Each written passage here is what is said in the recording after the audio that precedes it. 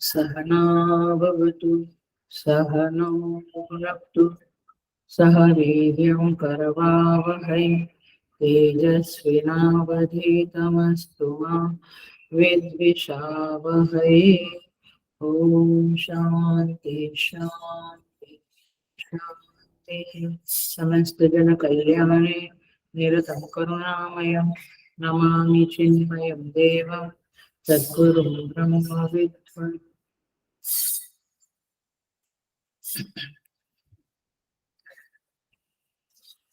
So I welcome you all in this Taittiriya Upanishad discourses. हम शिक्षावल्ली में हैं। We are on a षष्ठ अनुवाक, छठे अनुवाक के ऊपर हम हैं। We will try 6th and 7th today. So हम चैंटिंग से शुरू करते हैं, फिर क्लास शुरू करते हैं डिस्कोर्सेस। 6th अनुवाक। स य एषोऽन्तर्हृदय आकाशः तस्मिन् अयं पुरुषो मनोमयः अमृतो हिरण्मयः अन्तरेण तालुके य एषस्तन इव अवलम्बते सा इन्द्रयोनिः यत्र असौ केशान्तो विवर्तते यपोह्यशीर्षकपाले भूरिति अग्नौ प्रतितिष्ठति भुव इति वायौ सुव इति आदित्ये मह इति ब्रह्मणि आप्नोति स्वराज्यम् आप्नोति मनसस्पतिं वाक्पतिश्चक्षुष्पतिः श्रोत्रपतिर्विज्ञानपतिः एतत् ततो भवति आकाशः शरीरं ब्रह्म सत्यात्म प्राणारामं मन आनन्दं शान्तिः समृद्धम् अमृतम् इति प्राचीनयोग्योपास्व। सप्तम अनुवाक।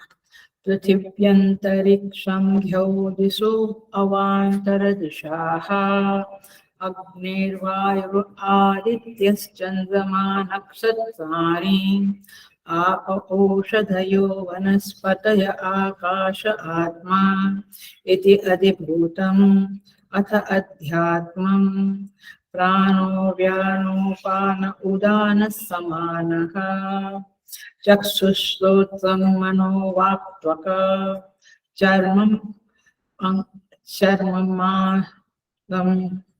चर्मं मासदं स्नावास्थेन यज्जा एतदधिविधाय ऋषिरवोचत पान्तं वा इदगं सर्वं पान्तेनैव पान्तगं स्पृणोति इति।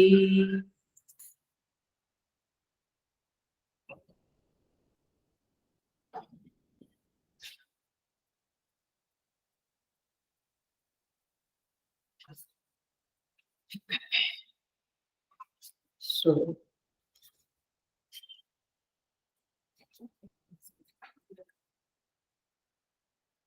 हम ट्रांसलेशन करते हुए धीरे धीरे आगे बढ़ेंगे। तो पुनः थोड़ा रिफ्रेश करते हैं।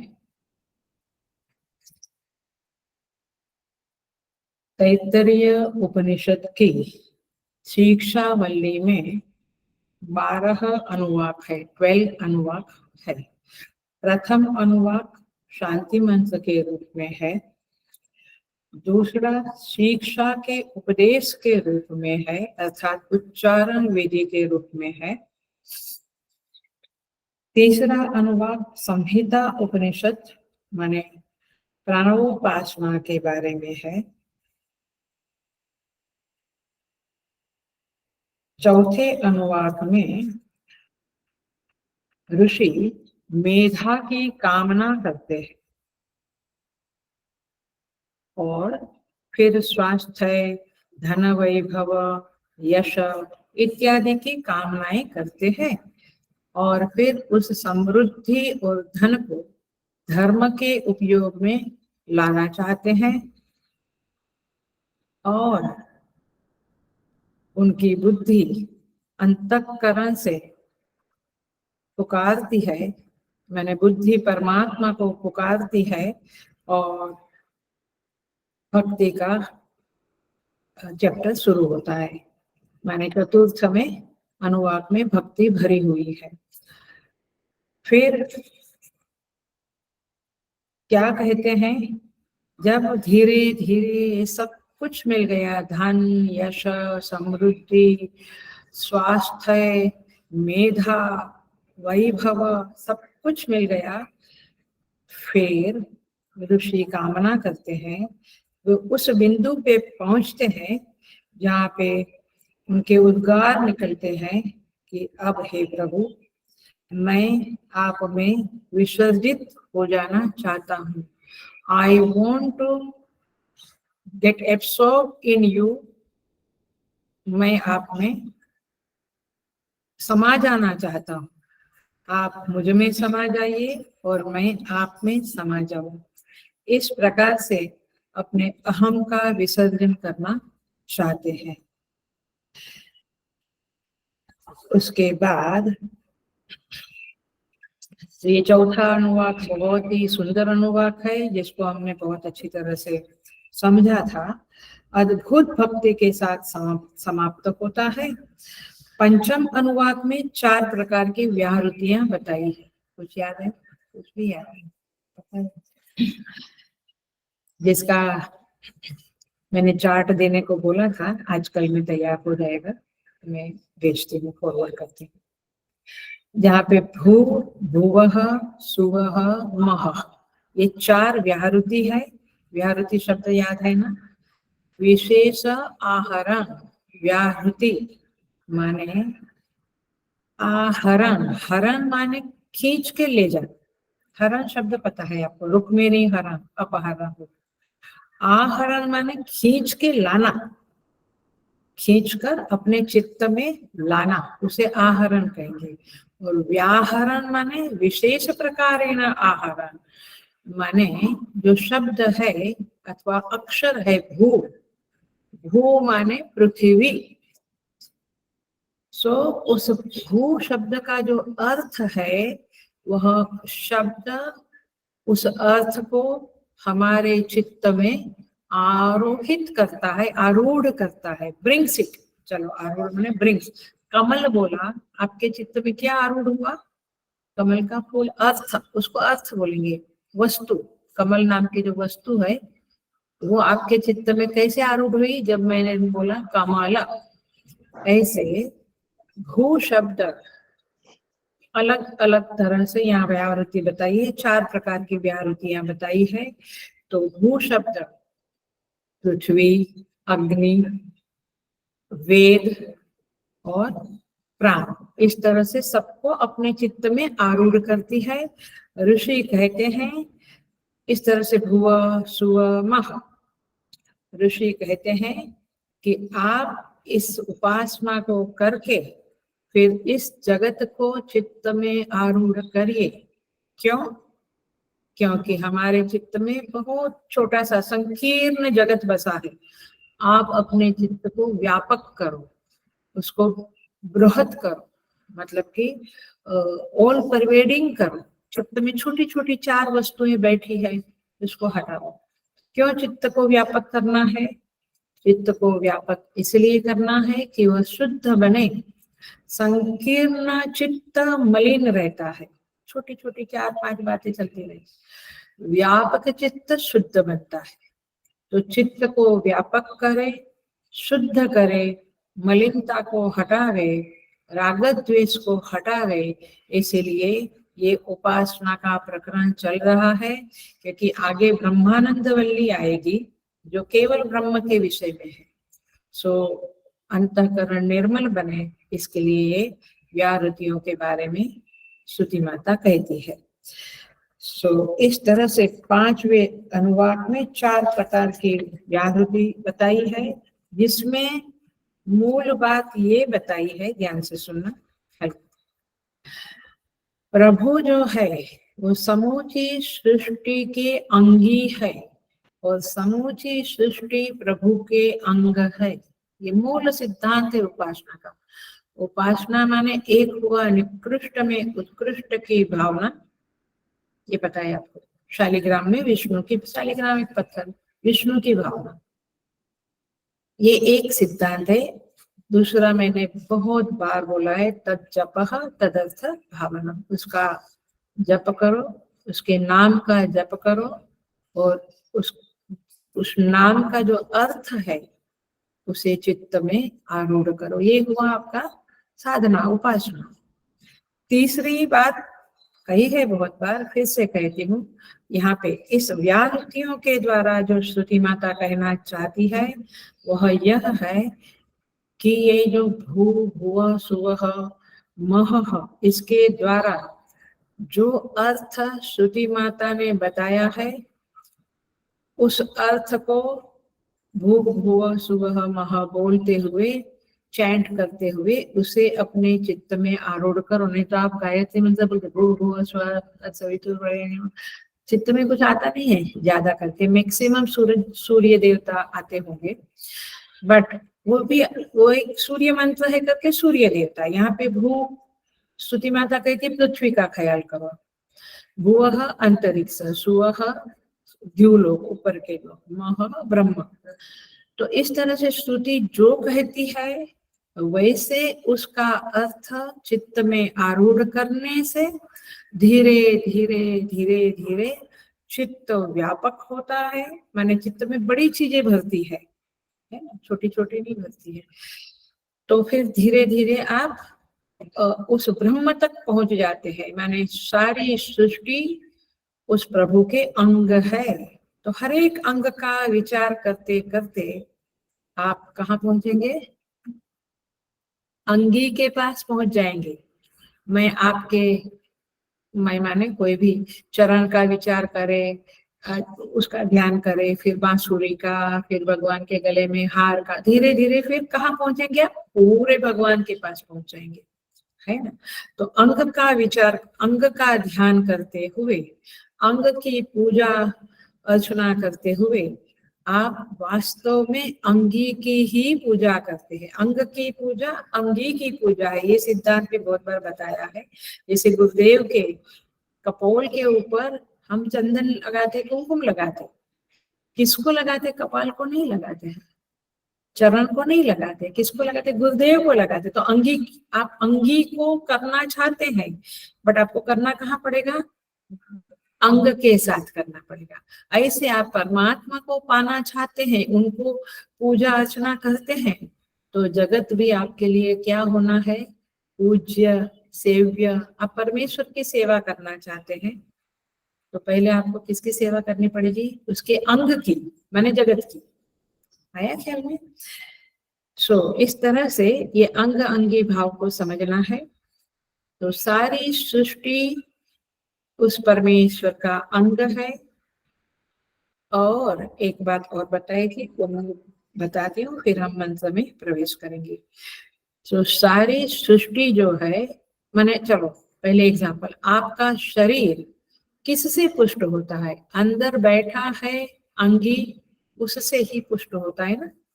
बेसिकली वो है तो अंग है, उसका अस्तित्व नहीं तो अंग का अस्तित्व नहीं। तो सारी सृष्टि की पुष्टि प्रभु से होती है।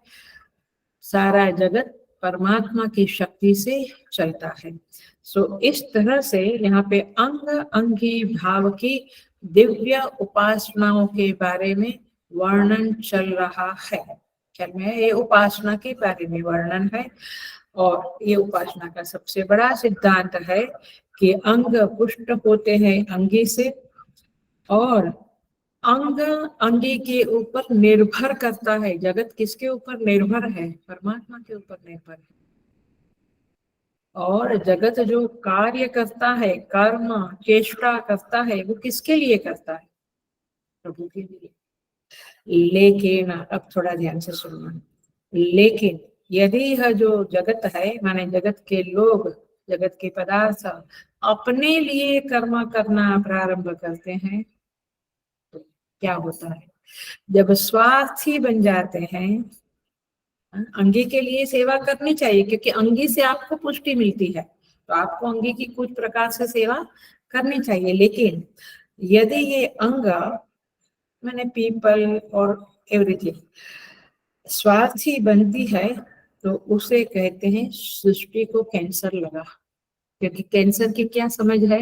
सेल स्वार्थी हो जाते, खुद बढ़ते रहते हैं, है ना। तो खुद ही केवल बढ़ना करे, दूसरों का ख्याल ना करे, तो वह सृष्टि में कैंसर शुरू हो गया, ऐसा कहेंगे। कैंसर के सेल है ऐसा कहेंगे, क्योंकि गीता जी कहती है यज्ञ शिष्टाशिना संतः मुच्यन्ते सर्व किल्बिषैः भुंजते ते त्वगं पापाः ये पचन्त्यात्म कारणात्। जो केवल अपने लिए जीते हैं वे पाप खाते हैं, ऐसा भगवान कहते हैं। तो तात्पर्य यह है कि अंग अंगी रिलेशनशिप को समझे और उस परमात्मा के लिए कुछ सेवा करे। सो इस तरह से ये अंग अंगी जो रिलेशनशिप है वह दिखती है। इसलिए भगवान श्रीमद् भगवत गीता के उसी 3rd चैप्टर में कहते हैं एवं प्रवर्तितम चक्रम नानुवर्तयति वर्तयति यः अघायोरिन्द्रियारामः मोघम पार्थ स जीवति। कौन सा चैप्टर? 3rd chapter. एवं प्रवर्तितम, ये चक्र तब तक अच्छी तरह से चालू रहेगा, उसमें कैंसर नहीं लगेगा, जब तक आप उस चक्र के जो सिद्धांत है माने सेवा, उसको आप फॉलो करेंगे, अंगी की सेवा करेंगे तो ये चक्र अच्छा चलेगा। परंतु जो लोग उस चक्र को फॉलो नहीं करते हैं, माने केवल स्वार्थी जीवन जीते हैं, भगवान उन्हें गाली देते हैं, कहते हैं अघ आयु। अघ माने पाप, उसकी आयु पापी है, पापमय है, वो इंद्रिया आराम इंद्रियों में ही माने भोग विलासी है। मोघम पार्थ स जीवति, वेरी वेरी स्ट्रॉन्ग एक्सप्रेशन है। हे पार्थ मोघम स जीवति माने क्या?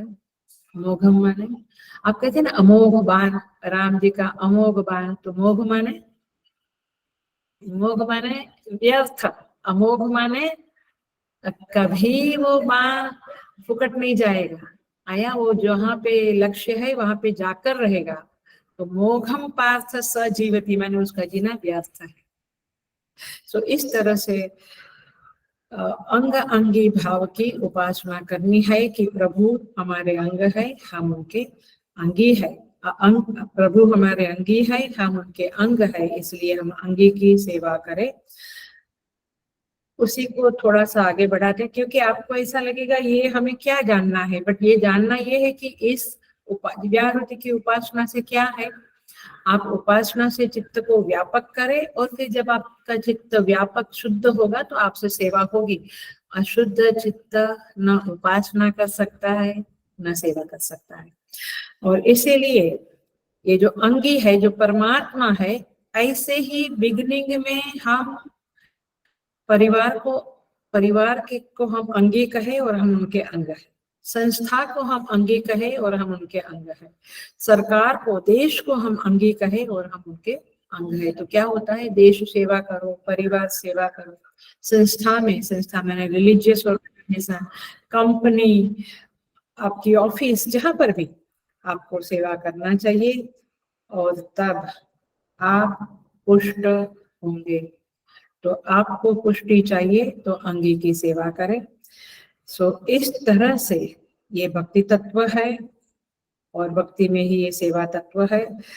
तो परमात्मा सबका सुहृद है, पोषक है, सबका हितैषी है। भगवान कहते पिताहमस्य जगतः, देखो कैसे गीता माता कितना सुंदर कहती है, पिताहमस्य जगतः, मैं जगत का पिता हूँ, माता धाता पितामह। भगवान 9th चैप्टर में ये बातें करते हैं। सो इस तरह से ये जगत जो है वो बिना बाप का नहीं है, अनाथ नहीं है, वह सनाथ है। कोई तो नाथ इस जगत का है और इसलिए उनकी सेवा करके हमें उपासना करनी चाहिए। उपासना भी एक प्रकार की सेवा ही है। तो इस तरह से पंचम अनुवाक में भगवान ने उपासना का सारा रहस्य खोल दिया। अब आज का अनुवाक है षष्ठ अनुवाक। छठे अनुवाक में हम प्रवेश करते हैं।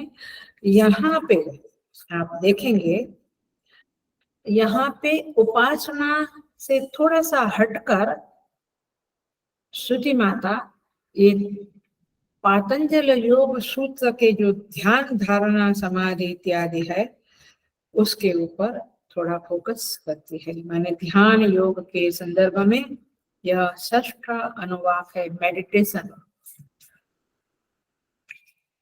महर्षि पतंजलि कहते हैं देशबंध चित्तस्य धारणा। धारणा क्या है? चित्तस्य देश बंध। याद आता है, मैंने पहले बताया। यस, ये बहुत ही इंपॉर्टेंट टुकड़ा है, सूत्र है, पतंजलि योग सूत्र में सूत्र है धारणा का। देशबंध चित्तस्य माने चित्त का एक देश में, एक स्थान में बंद हो जाना। जैसे आप विचार करते हैं, अभी लहर है अयोध्या में राम मंदिर की, आप टीवी में भी देखते हैं। आपने अपने चित्त को राम जन्मभूमि में, राम मंदिर में कैद कर लिया। चलो ये शब्द बोलते, आपने, आपके इष्ट देव काशी विश्वनाथ भगवान है, आपने उस काशी विश्वनाथ मंदिर में गर्भगृह में अपने चित्त को कैद कर लिया, मन को कैद कर लिया, समझते हैं? आप उतने में ही घेरेंगे। कैद माने आप उससे बाहर नहीं निकल सकते, ऐसा मन को कैद कर लिया। उसे क्या बोलेंगे? उसे क्या बोलेंगे? धारणा। समझ में आया? धारणा। देशबंध, देशबंध माने उतने से देश में चित्तस्य, चित्त को बंद कर दो, कैद कर दो। बंद कर दो माने कैद कर दो, आई बात? उसे क्या कहेंगे? धारणा। आया? देशबंध चित्तस्य धारणा। तो यह जो छठा अनुवाक है वो इस धारणा के संदर्भ में है, ध्यान के संदर्भ में है। एक देश में बांध देना चित्त। देखिए, फिर जब आपकी धारणा होने लगती है तो आपको क्या दिखता है? केवल इष्ट देव और उतना सा स्थान में आपका मन बंद गया। अब आप क्या करना है? देखिए, ये बहुत इंपॉर्टेंट एंड बहुत सटल पॉइंट है, आपको समझना पड़ेगा, नहीं तो निकल जाएगा। निकल गया तो निकल गया। आपने जब चित्त को उस स्थान में बांध लिया, अब आपको क्या करना है? अब बोर हो गए आप, चित्त तो बंद गया उधर का। जैसे कभी कभी आपका चित्त कहीं जगह पे बंधता है तो वही का वही याद आता है। कोई हॉस्पिटल में गए या कोई फंक्शन हुआ, कोई म्यूजिक संगीत का कुछ जलसा हुआ, तो आपका चित्त वही की वही घूमता है, वैसे इष्ट देव में घूमता है। अब आपका काशी विश्वनाथ भगवान या राम मंदिर में चित्त बंद गया। अब आप क्या करेंगे? उस राम जी के बारे में, उस भगवान शिव के बारे में सोचेंगे। राम जी का धनुष बाण, कैसे लीलाएं हुई, कैसे वो व्यापक है, प्रभु है, ये सब सोचेंगे ना। हाँ, तो इसको कहेंगे चिंतन। और ये हुआ ध्यान। सजातीय वृत्ति प्रवाह, एक ही टाइप का वृत्ति प्रवाह, उसको क्या कहेंगे? ध्यान। तो धारणा और ध्यान का फर्क मालूम पड़ा। धारणा में क्या करना है? बांधना है। पहले चित्त को इधर उधर उधर उधर मंकी की तरह दौड़ता है, उधर से पकड़ के एक जगह पे स्थिर करना है। अब जिस इष्ट देवता में, जिस मंदिर में या जिस स्थान में आपने बांधा, उधर अब क्या करना है? उस इष्ट देव का गुणों का चिंतन करना है। दैट इज मेडिटेशन, सजातीय भाव। तो ध्यान में ध्याता भाव को खो बैठना, यह हो गया समाधि। ये तीनों समझाया, धारणा, ध्यान। अब समाधि क्या हुई? उस ध्येय जो है उसमें ध्याता माने मैं, मेडिटेटर को उस मेडिटेशन का जो लक्ष्य है उसमें खो जाए। माने now I am not aware of my self. आया वो समाधि की स्थिति है। अब केवल वो ध्येय में मन खो गया है, ओनली ध्येय इज देयर। धारणा में क्या है, जब मैं धारणा करता हूँ तो मैं हूँ, ध्यान में भी मैं हूँ ऐसा मुझे मालूम पड़ता है, अब समाधि में खो गया। तो इस तरह से यह है छठा अनुवाक, जहाँ पे धारणा और ध्यान करने की बातें हैं, समझ के हम करेंगे। तो ये छठा अनुवाक का पृष्ठभूमि दिया और 1 से 5 का भी हमने थोड़ा रिफ्रेश किया। अब पहला शब्द है सय एषः अंतर्हृदय आकाशः। देखिएगा छठा अनुवाक, 6th अनुवाक शुरू होता है, मिला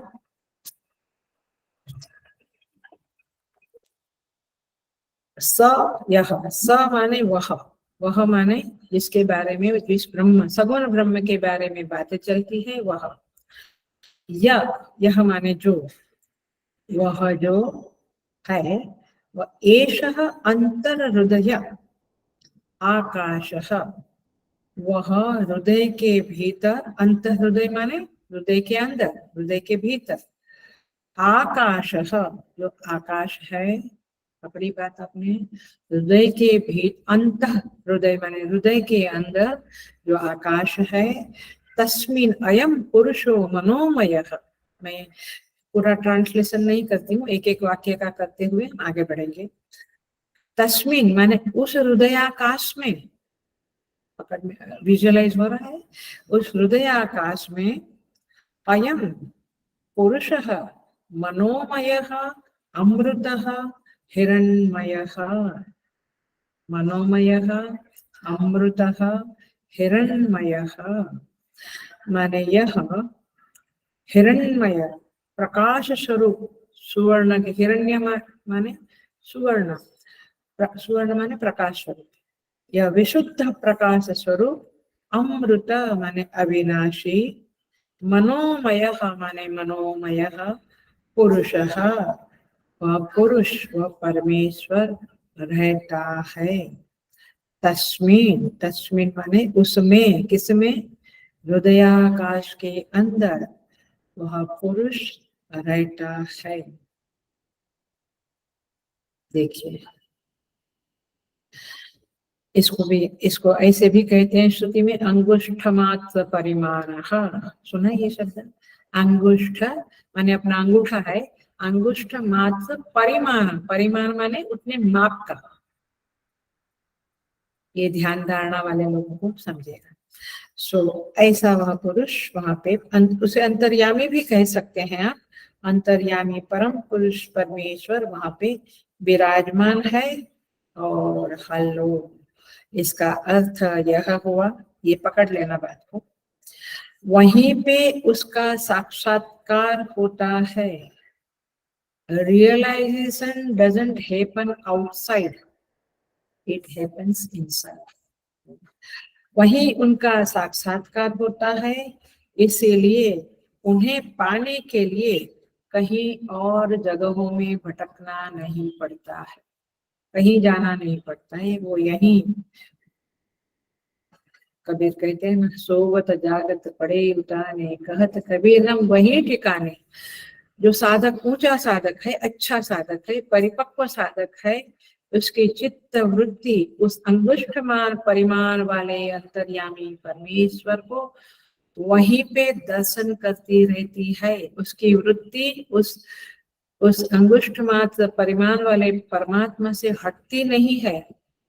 उसे कहते हैं अंतर दृष्टि, सुना है ना, अंतर दृष्टि, उसकी दृष्टि अंदर ही है, बाहर से वो सब कुछ करता है लेकिन चित्त वृत्ति वहीं पे है। और ये बड़ी बात नहीं है, साधना की बात है। आप भी मैंने, हम लोग भी कुछ करते हैं तो कई बार हमारी वृत्ति अंदर कुछ और करती रहती है और कहीं चिपकी हुई होती है। वो आएंगे, फोन आएगा, लेक्चर सुन रहे हैं, लेकिन एक ही जगह पे, सपोज कोई अर्जेंट फोन आने वाला है, वहीं पे पड़ी रहती है वृत्ति। वृत्ति सुनती भी है लेक्चर, लेकिन वृत्ति वहीं पे, क्या उनका क्या होगा, I have to go early, this and that. So इसे कहते हैं, पहला ये षष्ठवां अनुवाक का पहला मंत्र है, तस्मिन् स अयम पुरुष मनोमय।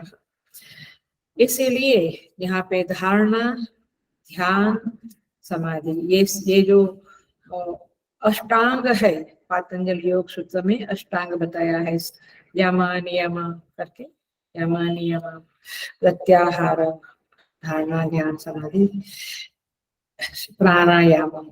सो इस तरह से ये आपको साधना करनी है और सबसे पहले चित्त को अंतर हृदय में ले जाना है।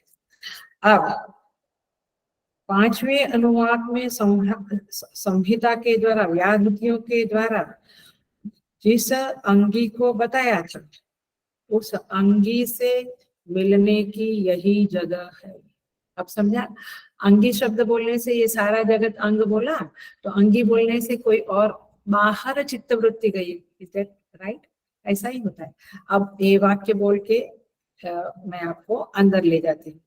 माने ये है, वे व्याहृतियां जिस अंगी की बात करती है, वह अंगी इसी जगह पे अंतर हृदय आकाश में रहता है।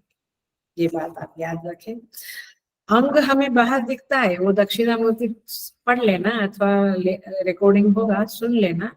वो तो बाहर एक विश्वम दर्पण दृश्यमान नगरी तुल्यम निजांतर्गत, तो इस तरह से समझना होगा। सो अब यह मनोमय पुरुष का ध्यान करना है, ये बात आई। अब उपासना थोड़ी सी हटके, यहाँ पे थोड़ा सा योग सूत्र का संदर्भ है, देखिए। अब थोड़ा सा एक सिद्धांत बता के फिर बहुत सिंपल है, हम चले जाएंगे। अब जैसे ध्यान से सुनना, मैं और मेरी वृत्तियां, ये दो चीज है। लेकिन मेरी वृत्ति जो है, माने थॉट प्रोसेस चलती रहेगी, मेरी वृत्तियां मैं के बिना रह नहीं सकती। Is that right? मैं बिना वृत्ति के, मैं इन्वर्टेड कॉमा, बिना वृत्ति के रह सकता हूं, लेकिन वृत्तियां मैं के बिना। Attention please. सो इसी तरह से बस ये वाक्य पकड़ लो, ये बहुत गहरे गहरे वाक्य है, लेकिन साधना में बहुत उपयोगी। ऐसी उसी तरह से, इसी तरह से सारी सृष्टि परमात्मा के बिना रह नहीं सकती, परमात्मा सृष्टि के बिना रह सकती। इसीलिए यह जो परमात्मा है, उसका ध्यान करना है। तो और एक बात को समझे, मैंने प्रश्न दिया था, याद है? मैं इसको डील करती हूँ। यह जो अंदर हम कहते हैं, तो हमें अंदर शब्द बोलने से एक लिमिटेड जगह दिखती है, एक लिमिटेड कुछ। जब हम कहते हैं मैंने अंदर दृष्टि डाली, तो अंदर अंदर के आकाश में दृष्टि डाली, तो आपको आकाश के जितना अंदर, अंतर हृदय का आकाश उतना बड़ा दिखता है जितना बाहर दिखता है। यस और नो? पहले तो आपको ये मैं कहूंगी कि आपको पुनः पुनः ध्यान पूर्वक समझना पड़ेगा कि अंतः ध्यान क्या और बहिर्ध्यान क्या। बहुत बार आपको बहिर्ध्यान लगता है, लेकिन आपको लगता है मैं अंतर ध्यान कर रहा हूँ। ये साधना की एक एक्सपर्टाइजेशन है, साधना में एक एक्सपर्टाइजेशन है कि आपको, आप एक्सपर्ट हो गए तो बहुत आनंद है, माने यही लीला, ये मजेदार है। आप बहिर्ध्यान करो थोड़ा सा, फिर अंतर ध्यान करो, फिर अंतर ध्यान करके फिर बहिर्ध्यान, फिर आपको समझेगा yes I have become now expert in changing my स्तर। माने मैं मेरा जो स्थिति है उसको मैं अंदर बाहर बदल सकता हूँ। लेकिन पहले तो समझना पड़ेगा कि बहिर्ध्यान में क्या है और अंतर ध्यान में क्या। जैसे काशी विश्वनाथ को मैं यहाँ आंख बंद करके जहाँ पे वे काशी में है वो स्थान में देख सकती हूँ, माने हम सब देखते हैं।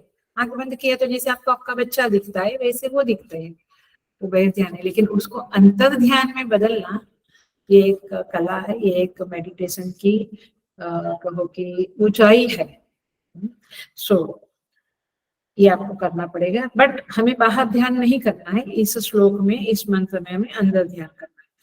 तो जैसे मैंने एग्जाम्पल दिया था कमंडलू में, क्योंकि भाष्यकार ने भाष्य में वो एग्जाम्पल दिया है, कमंडलू में घिरा हुआ आकाश जो होता है वो आकाश ही है। राइट। वैसे अंतःकरण के घेरे में जो चेतन देव है, जो चेतन है, वो चेतन ही है। माने वो छोटा चेतन है क्योंकि छोटी जगह में मेरे में रहता, ऐसा नहीं है। कमंडलू एक छोटा है, उसमें आकाश है, स्पेस है। वही स्पेस बाहर भी है, उसमें और इसमें कोई फर्क नहीं है। कमंडलू फूट गया तो घट फूट गया तो उसको निगेट किया तो वो आकाश वही है। ऐसे ही अंतःकरण को निगेट किया तो अंतःकरण में विराजमान चेतन देव वही परमेश्वर चेतन देव है। समझ में आती है बात? तो इसलिए अंतःकरण में घेरे हुए जो चेतन देव है वो वास्तव में घेरे हुए नहीं है, बदलते नहीं है, वो वही के वही है। जैसे घट के सहारे घिरा हुआ आकाश आकाश ही है, वैसे अंतःकरण के सहारे, बुद्धि के, मन के सहारे जो चेतन देव की पहचान होती है वही पहचान परमेश्वर की पहचान है। ऐसा नहीं कि छोटे भगवान मेरे अंदर है, बाहर बड़े। आया ख्याल में? वही परमात्मा। तो इतना सर्वव्यापक परमात्मा मेरे अंदर विराजमान है। यस, तूने अंतःकरण से उसको घेरा है करके, वास्तव में वो घेरे नहीं जाते, परंतु यदि अंतःकरण का आकाश यदि विशाल व्यापक हो गया चल मैं हटवा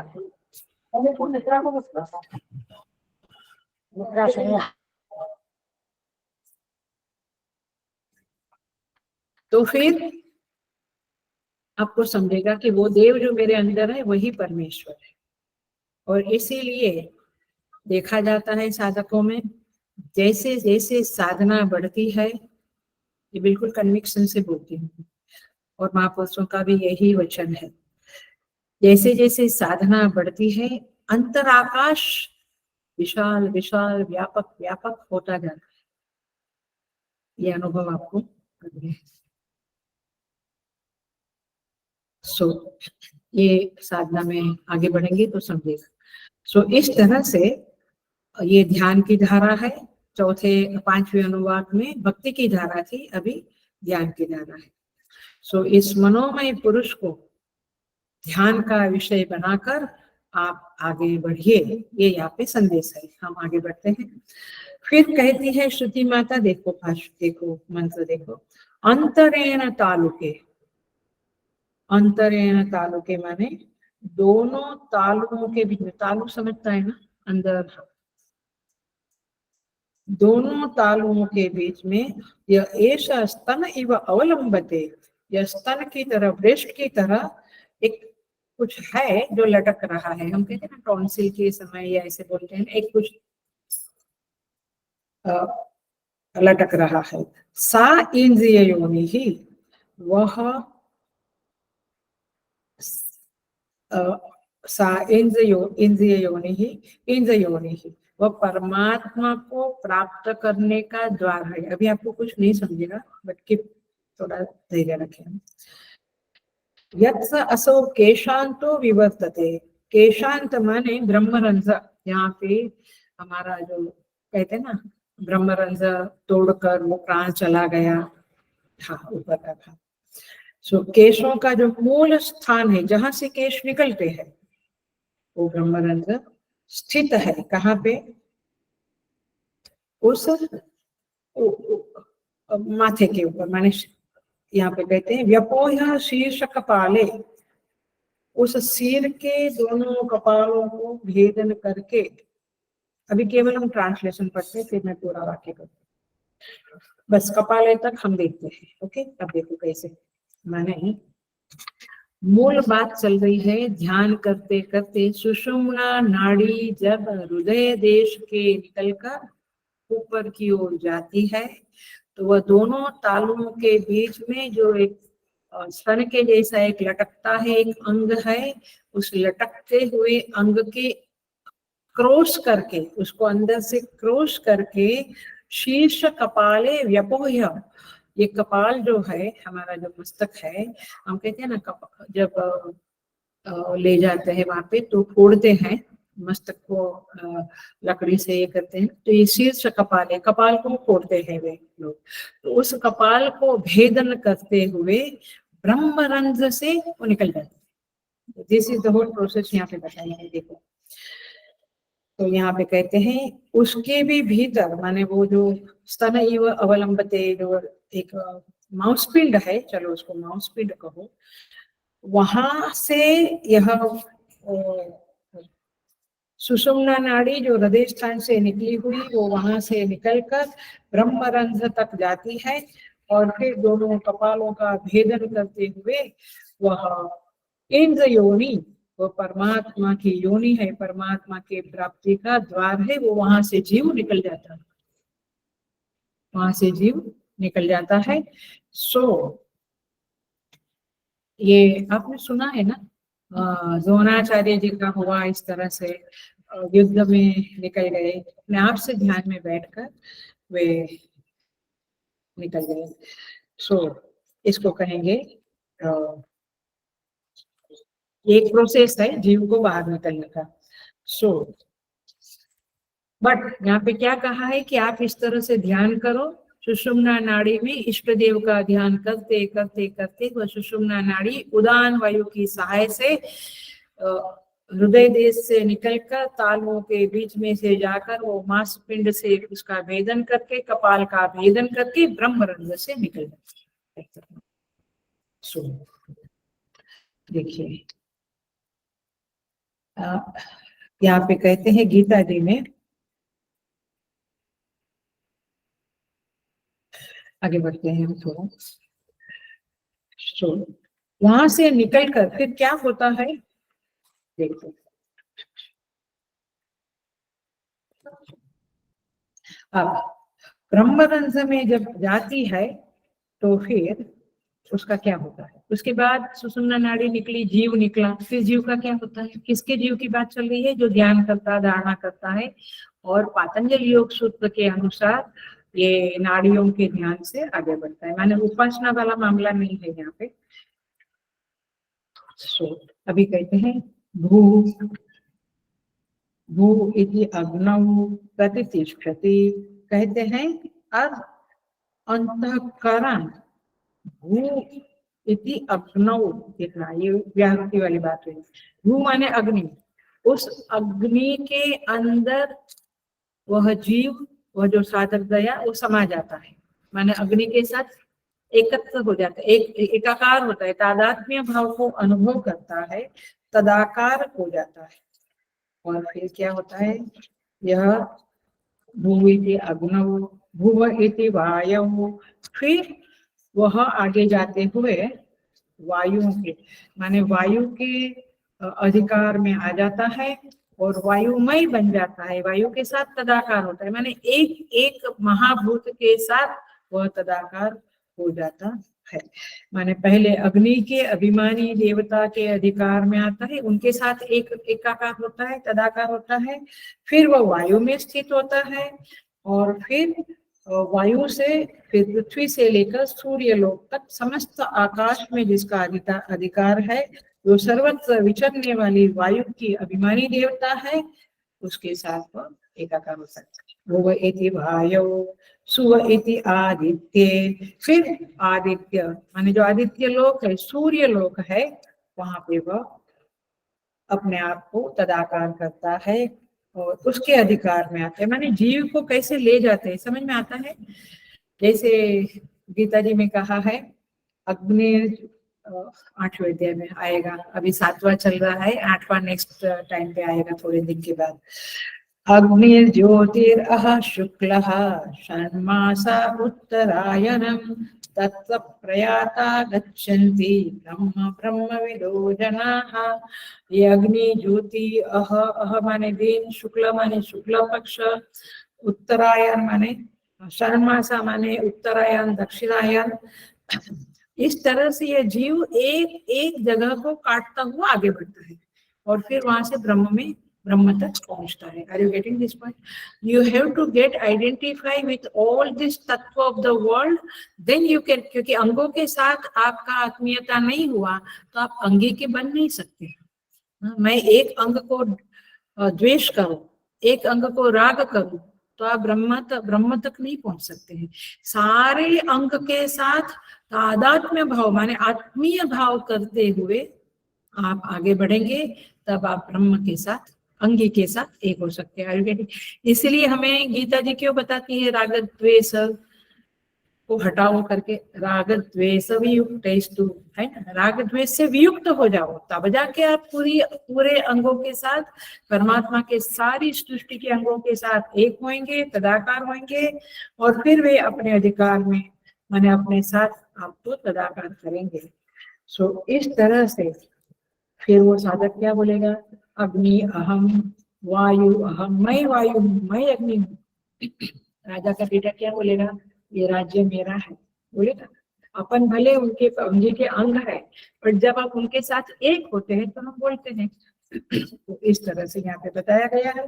तात्पर्य ये है, ऐसे विहारूपी रूप अग्नि में स्थित हो जाता है, वायु में स्थित होता है, उसके बाद वह सूर्य माने आदित्य लोक में स्थिर होता है, और धीरे धीरे वह ब्रह्म में स्थित हो जाता है। महानाम का जो व्याहृति है वो ब्रह्म को इंगित करती है, फिर वह ब्रह्म में स्थित होता है।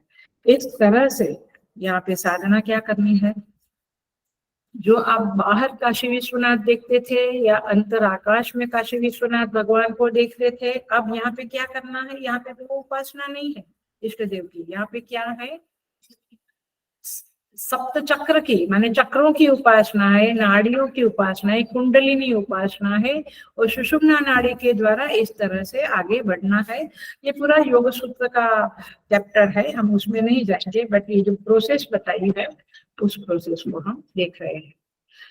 सो मह इति ब्रह्मा, यहाँ पे कहते हैं श्रुति में, मह इति ब्रह्मणि, मह इति ब्रह्मणि माने बाद में आप उस ब्रह्म को जो अंगी है उसको प्राप्त कर लेते हैं। और इस तरह से जो चेतन की आप उपासना करते हो वह चेतन के साथ आपका मिलन हो जाता है। आप अपने अहम को उसके अंदर समर्पित करके उसके मय हो जाते हो, ये बात यहाँ पे कही गई है। और आगे का मंत्र बताता है इसका फल क्या है, आपको ये सब साधना करके फल क्या मिला, रिजल्ट क्या मिला। तो क्या कहते हैं, देखो आगे का मंत्र, आपनोति स्वराज्यम, आप स्वराज्य को प्राप्त करते हैं, माने स्वतंत्रता को प्राप्त करते हैं। अभी मैं स्वतंत्र ही हूँ, वो क्या हो बिल्कुल नहीं।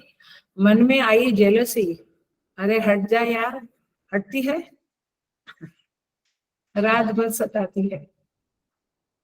किसी का ख्याल आया, वो आ जावे आ जावे आ जावे, आता नहीं है, वो निकलता है ख्याल, निकलता नहीं है, वो चलता रहता है।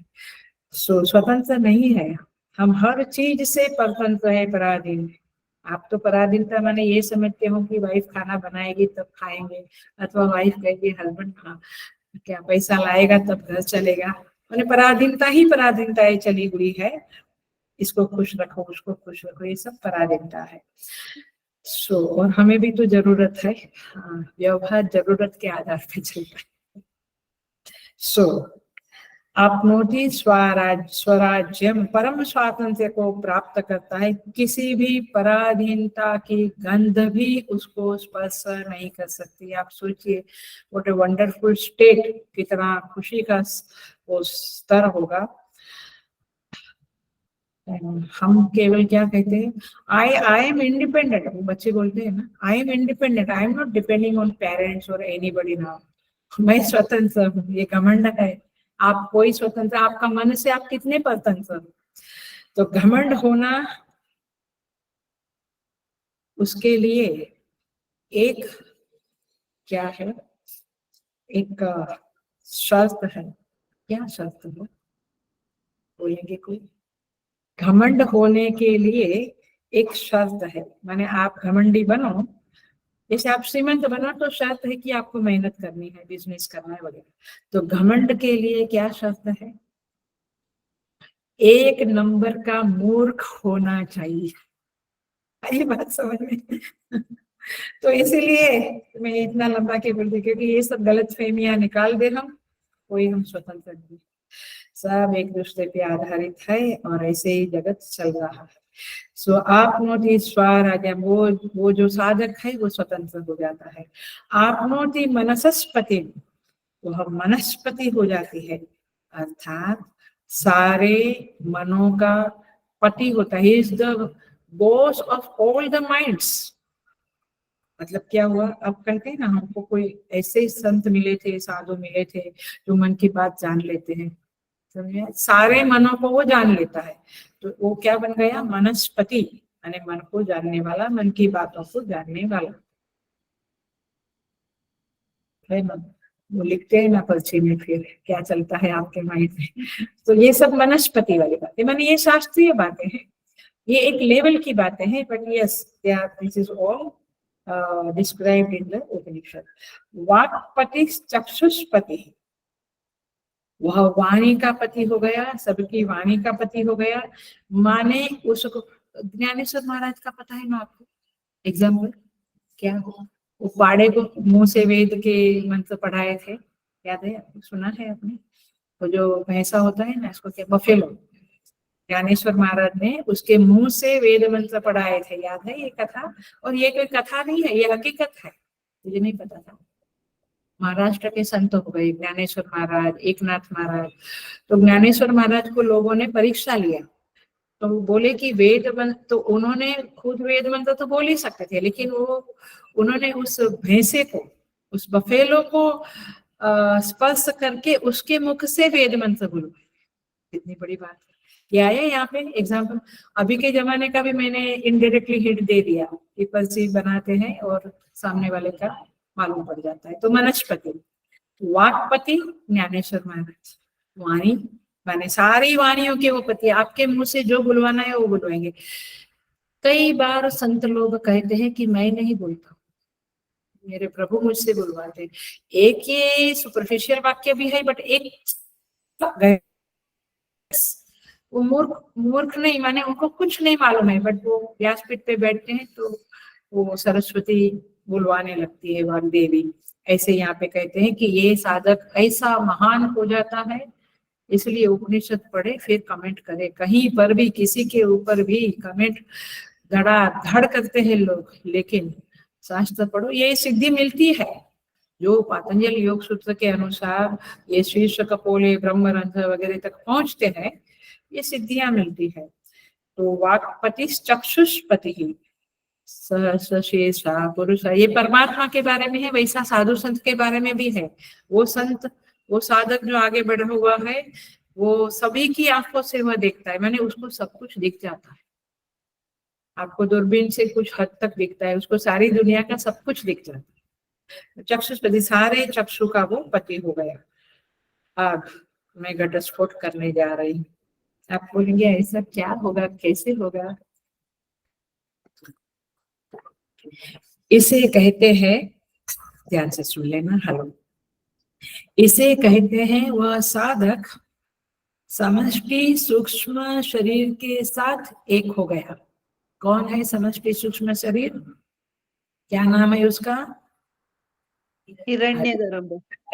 यस, मुझे लगता है तत्वबोध पढ़ाना पड़ेगा। हिरण्यगर्भ वो समष्टि सूक्ष्म शरीराभिमानी है, और इसीलिए, यस थैंक यू, सो इस तरह से समष्टि सूक्ष्म शरीराभिमानी वह बन जाता है, उसे ही हिरण्यगर्भ कहते हैं।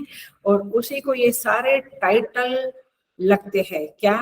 मनसस्पति, चक्षुष्पति, वाक्पति, क्योंकि सारी आंखें, सारे इस सहस्रशीर्षा में परमेश्वर का वर्णन है पुरुष सूक्त में, लेकिन ऐसा ये साधक भी अचीव करता है बाय हिज पुण्य, गुरु कृपा, ईश्वर कृपा से वो स्थिति को वो प्राप्त करता है। चक्षुष्पति, श्रोत्रपति, विज्ञानपति ही।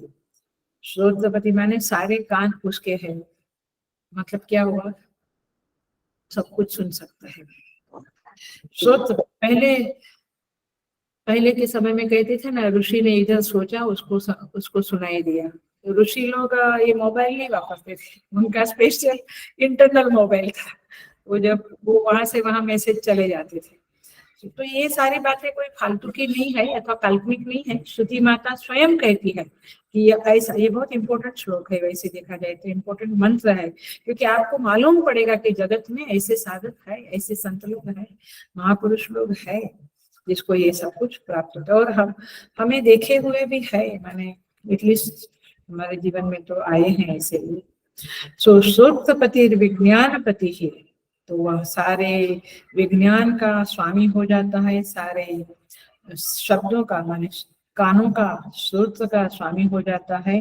और यहाँ पे कहते हैं एतत् ततो भवति, इस तरह से, ये ततो भवति इस तरह से पहले के बताए हुए साधन से यह फल प्राप्त हो जाता। लास्ट टुकड़ा है मंत्र का। आकाश माने यहाँ पे ईशादी नवोपनिषद की जो ग्रंथ है आप लोग जरूर रखें अपने पास। वह ग्रंथ जो है वहां पे व्याख्या में कहते हैं तो ब्रह्मलोक में प्रतिष्ठित महापुरुष कैसा हो जाता है, वह स्वराट बन जाता है, माने स्वतंत्र स्वराज्य में विराजमान हो जाता है। अर्थात ये भी एक एंगल है जो हम समझे, उस पर प्रकृति का अधिकार नहीं रहता। हमारे ऊपर किसका अधिकार है? प्रकृति का पूरा अधिकार है। प्रकृति का अधिकार नहीं रहता, अपितु वह स्वयं ही प्रकृति का अधिष्ठाता बन जाता है। इसीलिए महापुरुष सब संकल्प करते हैं या हवन करते हैं तो बारिश आ जाती है। अभी जो इश्यू चल रहा है, कुछ होट में चल रहा है राम मंदिर के संदर्भ में, तो करपात्री जी महाराज ने कह दिया ये युद्ध स्तंभित हो जाएगा, हवन से स्तंभित हो गए। याद आता है ना, फिर सारी चर्चाएं होती है कि गायों को सबको मार डाला गया वगैरह वगैरह जो इश्यू है। तो कहना मैं ये चाहती हूँ, इश्यू इसीलिए बताती हूँ, सारे यूट्यूब पे भी आते हैं और लोगों में चर्चित भी है कि उस समय के प्रधानमंत्री जो थी उसने सारी 1000 and thousands गायों को मरवा डाला था वगैरह वगैरह, आंदोलन हुआ था वगैरह। क्योंकि करपात्री जी महाराज ने कहा था कि ये युद्ध तो मैं समाप्त कर दूं मेरे संकल्प से, हवन से, लेकिन तुम मुझे प्रॉमिस करो कि तुम्हें गो हत्या बंद करनी पड़ेगी देश में। उसने नहीं किया तो इन लोगों ने आंदोलन किया, तो उस आंदोलन में हजारों गायों को शूट कर दिया गया, गोलियां मार के मार डाला गया।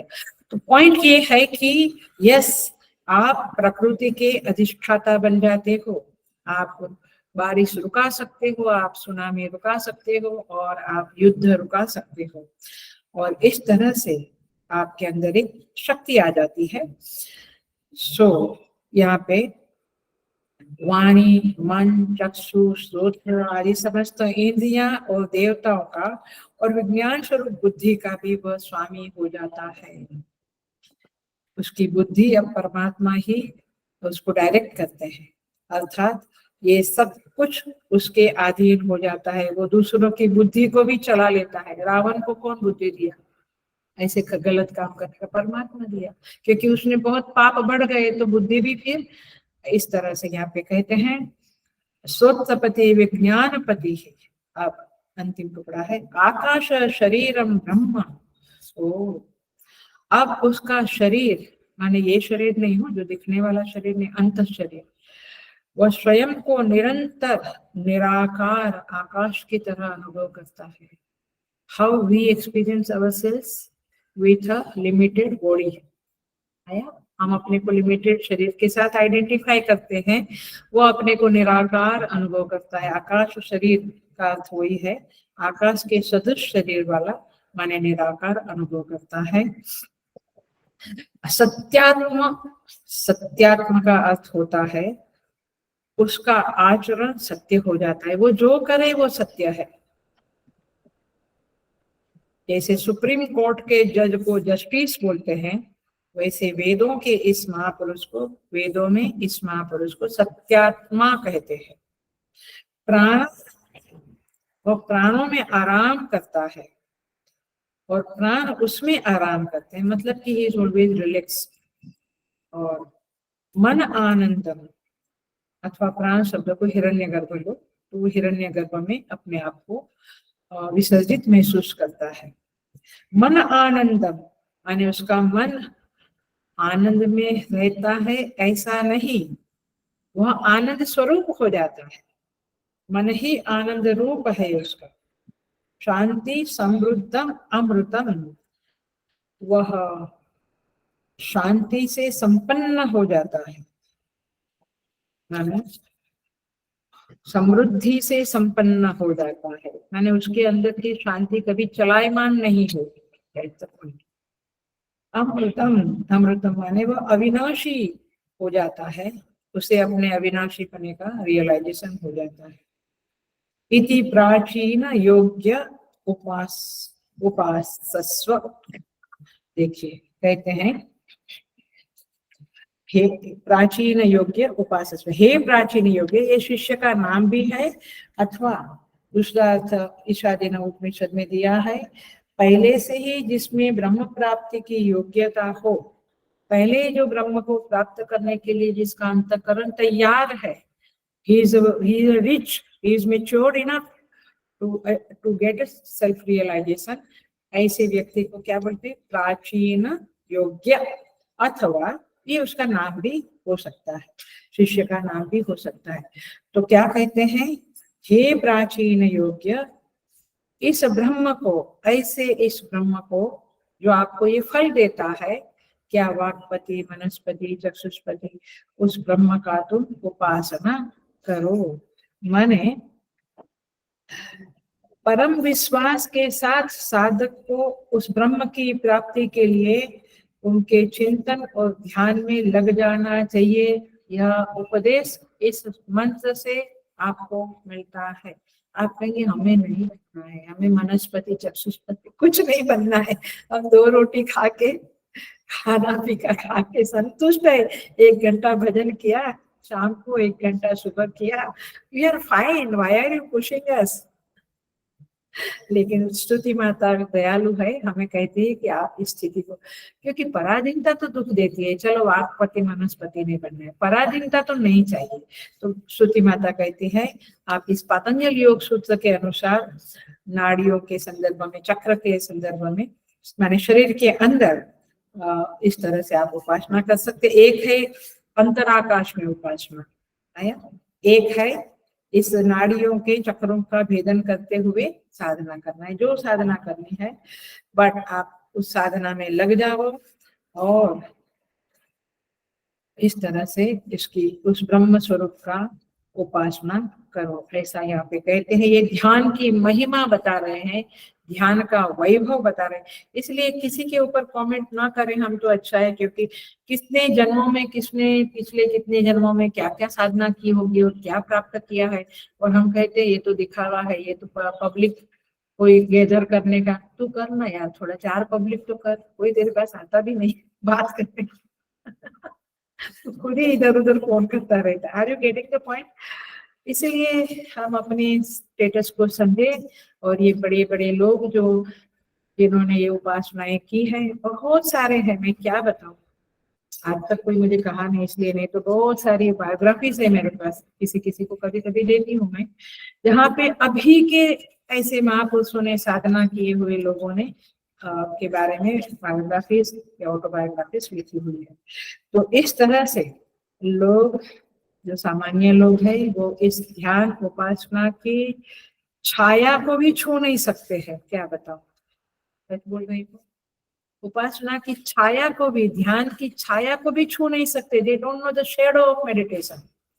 इसीलिए ये बहुत ऊंची बातें हैं, और ऐसे शांति रूपी समृद्धि को प्राप्त करने के लिए इस प्रकार की साधना करनी चाहिए और उसका अनुभव करना चाहिए, ऐसा यहाँ पे कहते हैं।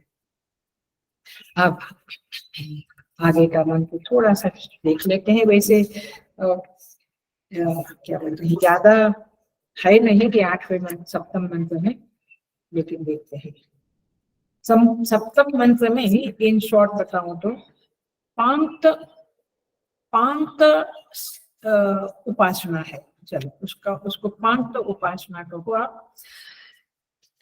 तो मूल बात तो यही है कि 5 की जोड़ी बनाकर, 5 का एक एक टुकड़ा बनाकर ये यहाँ पे उपासना करी है। ऐसी 6 पांक्त उपासनाओं के बारे में यहाँ पे वर्णन है।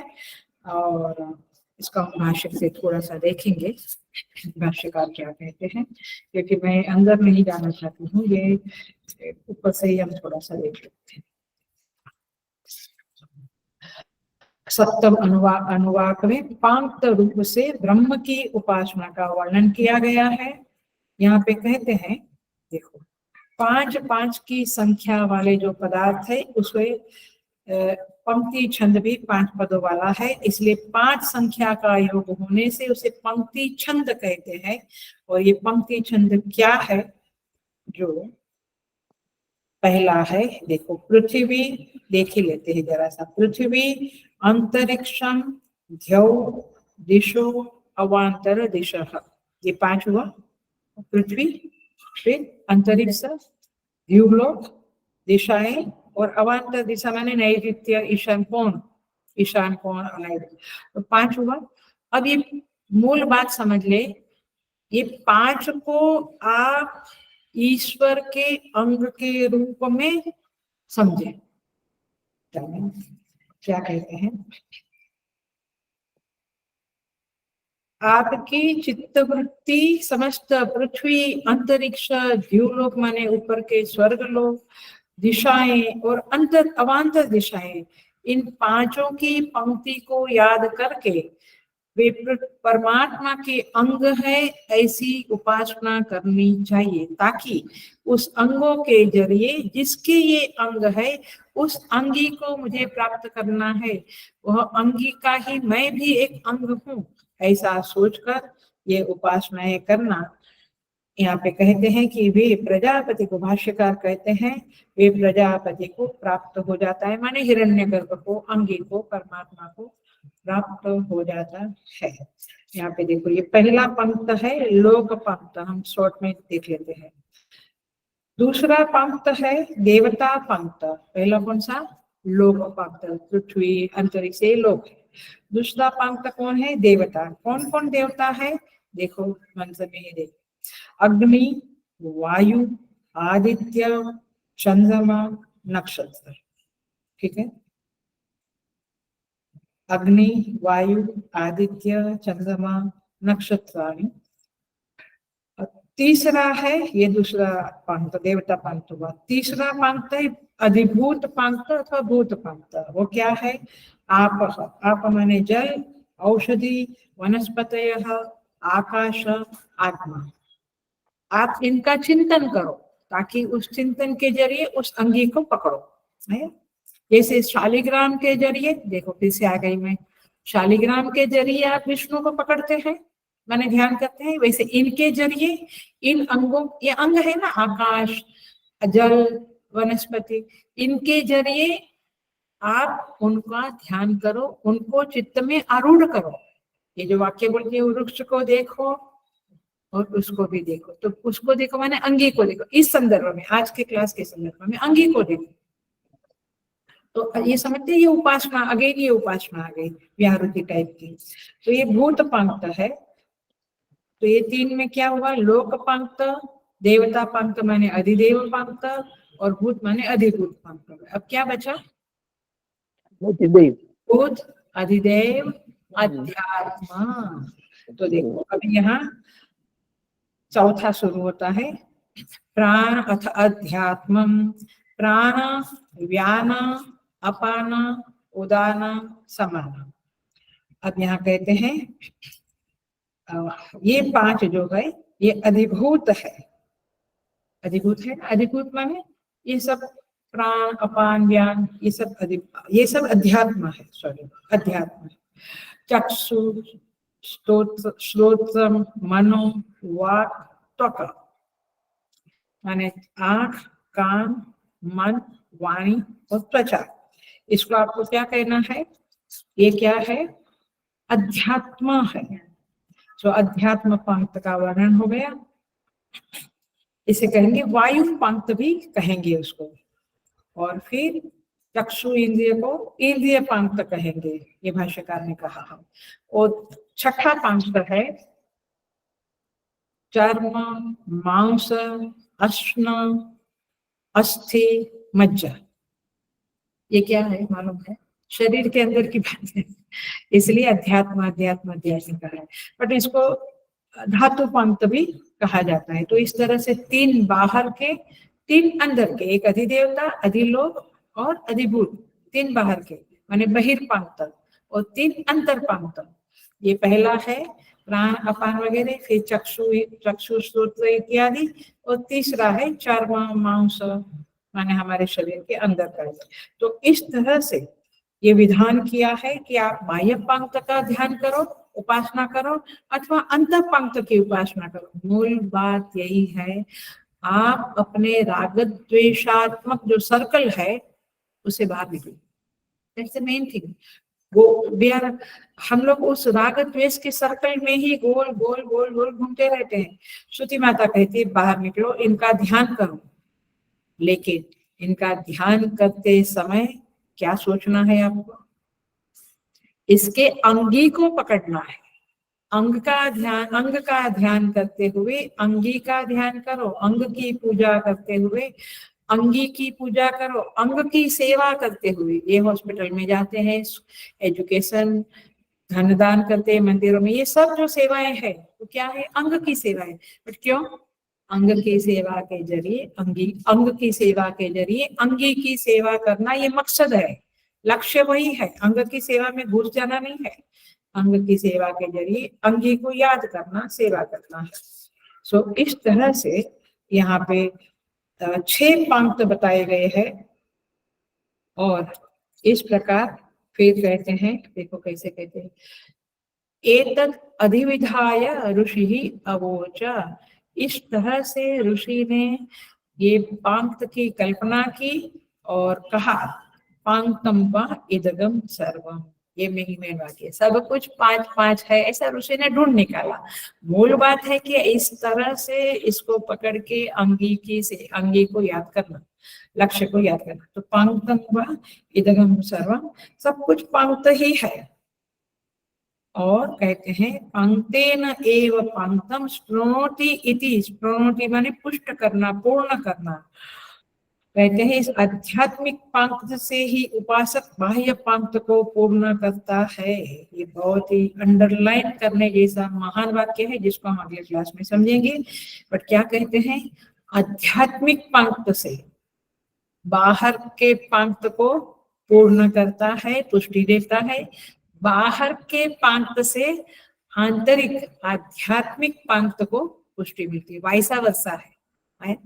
ये हम माने बाहर की दुनिया, और we can not be get separated from the world. हम उसके एक अंग है, तो अंग और अंगी, इसकी बातें करते हैं यहाँ। तो बाह्य पंक्त से आध्यात्मिक पंक्त को पूर्णता मिलती है, और आध्यात्मिक से बाहर को। तो यह सब पंक्त है, ऐसा जो पुरुष जानता है वह प्रजापति स्वरूप हो जाता है, ऐसा यहाँ पे तात्पर्य है।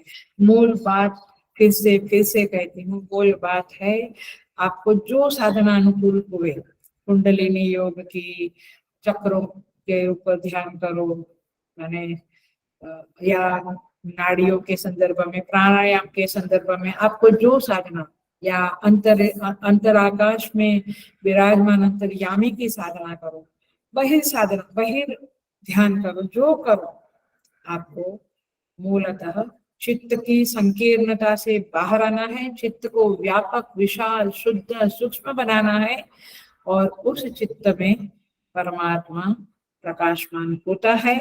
ऐसा यहाँ पे श्रुति माता हमें कहती है। इसलिए उपासना इज अ मस्ट, ऐसा श्रुति माता कहती है। उपासना परिपूर्ण नहीं हुई, इनफ मैच्योर नहीं हुई, तो फिर आप कितना भी वेदांत पढ़ लो, बहुत फायदा नहीं। और इस तरह से यहाँ पे यह 7वां अनुवाद भी एक तरह से पूरा होता है। नेक्स्ट क्लास में थोड़ा सा देख के फिर हम आगे बढ़ जाएंगे। बट आप इस बातों को याद रखें और इस तरह से हम साधना उपासना करें। ओम पूर्णमद पूर्णमिदं पूर्णात् पूर्णमुदच्यते पूर्णस्य पूर्णमादाय पूर्णमेवावशिष्यते। ओम शांति शांति शांति। हरि ओम। श्री गुरुभ्यो नमः। हरि ओम।